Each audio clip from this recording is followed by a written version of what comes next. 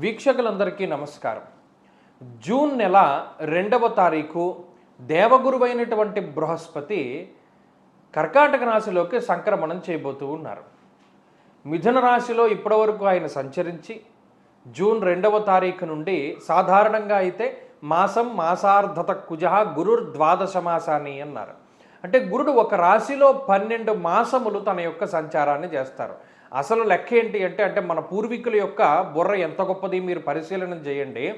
గురువు మేషరాశి నుండి మొదలుపెట్టి మీనానికి వెళ్ళి మరలా మేషానికి వచ్చేటువంటి అంటే 12 రాశుల్లో ఎంతకాలం సంచారం చేస్తారు అంటే ఒక్కొక్క రాశిలో ఒక్కొక్క సంవత్సర కాలం పాటు ఉంటాడు ఆయన.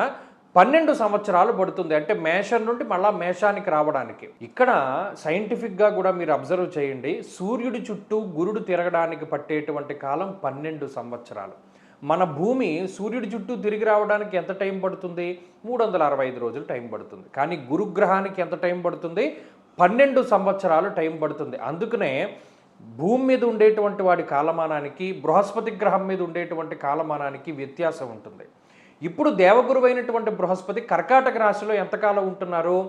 12 మాసాలు ఉండాలి, అంటే 1 సంవత్సర కాలం పాటు ఉండాలి. కానీ ఈ సంవత్సరం ఏమవుతోంది? జూన్ నెల 2వ తారీఖు దగ్గర నుండి అక్టోబర్ 31 వరకు గురుడు కర్కాటక రాశిలో సంక్రమణం చేసి నవంబర్ 1వ తారీఖు దగ్గర నుండి జనవరి నెల 26వ తారీఖు వరకు సింహంలోకి సంక్రమణం చేస్తారు. మరలా జనవరి 26వ తారీఖు నాడు కర్కాటకానికి వచ్చి మళ్ళా జూన్ నెల వరకు కూడా ఆయన కర్కాటకంలో సంక్రమణం చేస్తారు.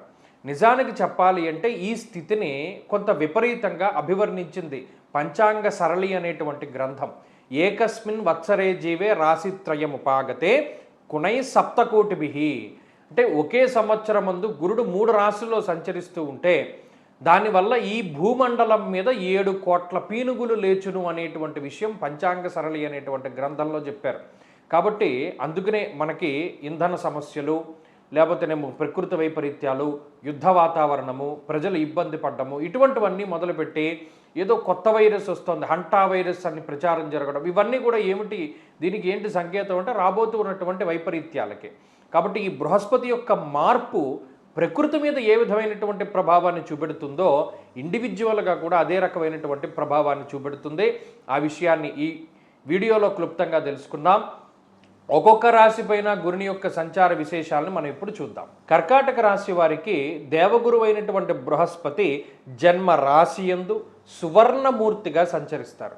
చాలామందిలో పొరపాటు ఏంటి అంటే సువర్ణమూర్తి అంటే గొప్ప కదా, అంటే శుభ ఫలితాలు వస్తాయేమో అని అనుకుంటారు. కాదు, ఇక్కడ మూర్తిత్వం ఎలా చెప్తారు అంటే ఆ రాశిలో ఆ గ్రహం ఏ విధమైన ఫలితం ఇవ్వబోతూ ఉన్నది. సువర్ణమూర్తి వచ్చారు అంటే ఆయన మంచి ఫలితం అయితే 100% మంచి ఇస్తాడు, చెడు ఫలితం అయితే 100% చెడు వస్తుంది. అలాగే రజతమూర్తి అయితే 50%, ఇలా మనం కేటగిరైజ్ చేసుకోవాలి.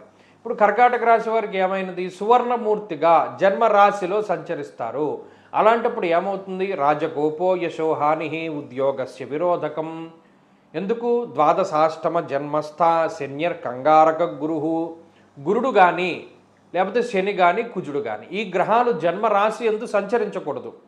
చేస్తే ఏమవుతుందంటే సంచారం చేస్తేనో అంటే జన్మరాశి అనేటువంటిది మీ చంద్రలగ్నం కదా, అంటే చంద్రుడు ఉన్నటువంటి రాశి కదా మీ జాతకంలో. అందువల్ల మానసికమైనటువంటి సమస్యల్ని ఎక్కువ ఇస్తాయి, మానసికంగా ఎక్కువ పీడిస్తాయి ఈ గ్రహాలు. రాజకోపో ఉన్నతాధికారులతోటి సమస్యలు వస్తూ ఉంటాయి. అంటే మీ పై అధికారి ఎవరైతే వాళ్ళు మిమ్మల్ని విపరీతంగా ఇబ్బంది పెడుతూ ఉంటారో, లేదు అప్పుడప్పుడు మిమ్మల్ని కావాలని ట్రాన్స్ఫర్ చేయిస్తారు, కావాలని ఉద్యోగాల్లోంచి తీసేస్తారు. అలాగే మీ మీద లేనిపోని నిందారోపణలు చేయబడుతూ ఉంటాయి. ఎలాగోలా ఈ ఉద్యోగం మానేయాలి అనేటువంటి ఆలోచన మీకైనా వచ్చేలా చేస్తారు వాళ్ళు. అంటే పొమ్మనలేక పొగబెట్టువారు అని కొంతమంది ఉంటారు. వారే కావాలని పొమ్మనలేక పొగబెడుతూ ఉంటారు, అంటే మీ అంతటా మీరు మానేస్తారేమో అనేటువంటిది.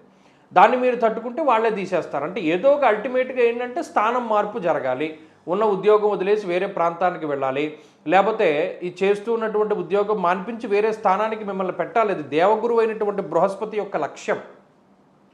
బుద్ధిభ్రంశో భాగ్యహాని అన్నారు. అంటే బుద్ధి స్థిరమైన చిత్తం ఉండదు, ఏం గజిబిజి గందరగోళంగా ఉంటుంది. బుర్రంతా కూడా ఏం ఆలోచిస్తున్నారో తెలియదు, ఏం చేయాలో తెలియదు, ప్రణాళికాబద్ధమైన జీవనం ఉండదు, ఏకాగ్రత ఉండదు. మెయిన్గా విద్యార్థులు చదువుకునేటువంటి వారు ఎలా ఇబ్బంది పడతారు అంటే ఏకాగ్రత స్థాయిలు తగ్గిపోతూ ఉంటాయి. అలాగే ధన నష్టము, లేదు మన బుర్ర సరిగ్గా పనిచేయకపోవడం వల్ల డబ్బు ఎక్కడో పెట్టి మర్చిపోతూ ఉంటాం, అనవసరమైన వాటిలో పెట్టుబడి పెట్టి మర్చిపోతూ ఉంటాం, లేదు పోగొట్టుకుంటూ ఉంటాం.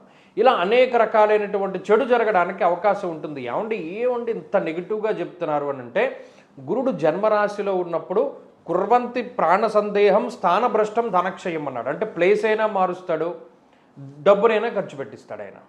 మరి ఏం చేయాలండి గురుబలం పెరగాలి అంటే? ఇది ముఖ్యమైనటువంటి విషయం. ఒకటి, మనకి అదృష్టం లేదు, టైం బాగా లేదని తెలుసుకోవడం కూడా చాలా ముఖ్యం.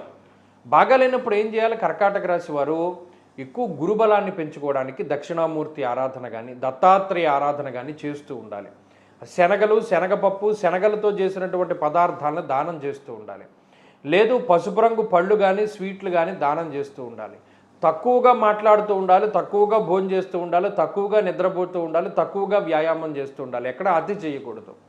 ఇలా చేస్తూ చేస్తూ వెళుతూ ఉంటే కొంతకాలానికి ఆ గురుబలం పెరిగి, ఆ పెరిగినటువంటి గురుబలం ద్వారా మరలా తిరిగి అదృష్టం వస్తుంది. తప్పితే ఈలోపు కనుక జాగ్రత్త పడకపోతే ఉన్నదంతా కోల్పోయేటువంటి ప్రమాదం ఉంటుంది. కాబట్టి గురుడితోటి చాలా జాగ్రత్తగా ఉండాలి. ప్రత్యేకించి గురుగ్రహ జపము, లేదా దక్షిణామూర్తి హోమము, లేదా మేధాసూక్త పారాయణ, ఇటువంటివి ఏమైనా కూడా చేసుకోవచ్చును. చేసుకుంటే మంచి ఫలితాలు సంప్రాప్తమవుతాయి.